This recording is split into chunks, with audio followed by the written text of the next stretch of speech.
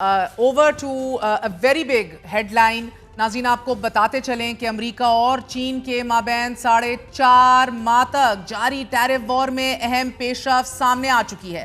دونوں ممالک نے ٹیرف محصولات واپس لینے پر اتفاق کر لیا ہے. جنیوا میں چینی حکام کی امریکی وزیر خزانہ سے ملاقات ہوئی ہے کہ جس کے بعد امریکی وزیر خزانہ کا یہ کہنا ہے کہ امریکہ اور چین نے باہمی تجارتی ٹیرف میں 115% کمی پر رضامندی ظاہر کر دی ہے.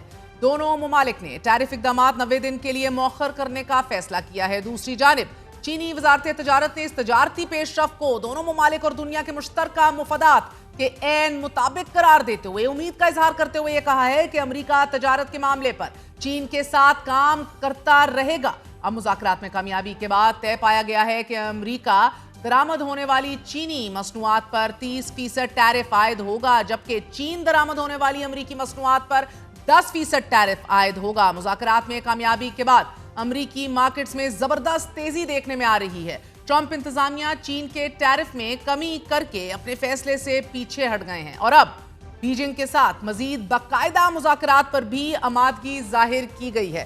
ناظرین آپ کو بتاتے چلیں کہ دونوں ممالک کے درمیان اتفاق رائے کے باوجود مگر ابھی بھی معاہدے پر دستخط ہونا باقی ہیں. لیکن امریکی صدر ڈونلڈ ٹرمپ کا یہ کہنا ہے کہ چین کے ساتھ تجارتی جنگ کے بعد مکمل بحالی حاصل کر لی گئی ہے اور چین نے اپنی منڈیوں کو امریکی تجارت کے لیے کھولنے پر رضامندی ظاہر کی ہے. اس اہم ترین ڈیولپمنٹ کے بعد اب صدر ڈونلڈ ٹرمپ اس ہفتے کے آخر میں چینی صدر سے بھی باضابطہ بات کریں گے اور دونوں ممالک کے مذاکرات میں چین نے فینٹنل بھی امریکہ نہ بھیجنے پر رضامندی ظاہر کر دی ہے اور امریکہ چین پر 20% ٹیرف اس لیے عائد کر رہا ہے کہ وہ فینٹنل نامی دوا امریکہ بھیجتا ہے.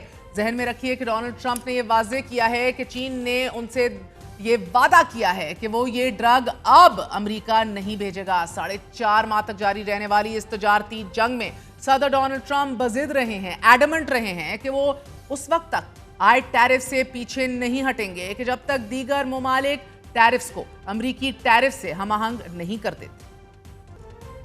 مگر گزشتہ ماہ کے آخر میں صدر ڈونلڈ ٹرمپ نے یہ عندیہ دیا تھا کہ وہ چینی مصنوعات پر عائد ٹیرف میں نصف کمی کر سکتے ہیں اور پھر تجارتی معاہدے بھی ہو سکتے ہیں. اور اب صدر ڈونلڈ ٹرمپ اپنے فیصلے کو ریورس کرنے پر مجبور ہو چکے ہیں اور یہ ٹیرف میں نمایاں کمی کی 2 اہم ترین وجوہات سامنے رکھی گئی ہیں. ایک, ٹیرف کے نفاذ کے بعد دنیا بھر کی تجارتی منڈیوں پر شدید دباؤ تھا ناظرین اور عالمی تجارتی ادارے اور معاشی قوتیں بھی امریکی صدر کے اس اقدام کو معاشی جنگ سے تعبیر کر رہے تھے.